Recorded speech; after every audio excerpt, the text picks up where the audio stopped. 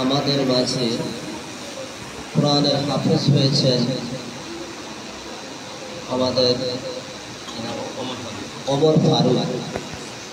আপনারা যারা উপস্থিত আছেন, আপনারাও এরকম হাফেজ হবেন এই নিয়াতে সবাই এই উম্মুল কোরআন ক্যাডেট মাদ্রাসায় ভর্তি হওয়া হয়েছে নাকি?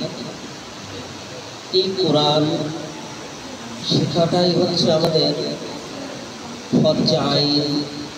এই কারণে কোরআন যদি সহি তেলাওয়াত না করা যায়, ক্ষমতা যদি অর্জন করা না যায় সহি তেলাওয়াতে, তাহলে আল্লাহ পাকের কাছে সর্বপ্রথম নামাজ সম্পর্কে মানুষ জিজ্ঞাসিত হবে।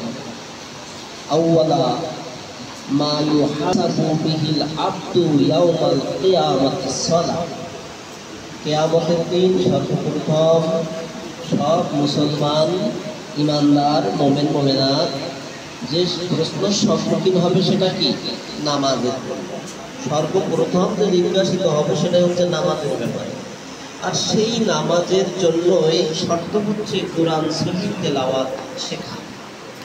হাফেজে কোরআন, মাওলানা, মুফতি, মুফাসসির সবাই যে হতে পারবে এমন কি না, কিন্তু সবার জন্য ফরজ হলো কোরআন সহিভাবে তেলাওয়াত শেখা এবং সহিভাবে নামাজ আদায় করার জন্য যতটুকু শিখলে আল্লাহর ইবাদতটা পরিপূর্ণভাবে আদায় করা যায়, এটা হচ্ছে ফরজ।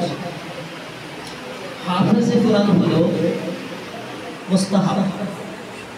হাফেজে কোরআন কিন্তু ফরজ না, কিন্তু যদি হইতে পারে তাহলে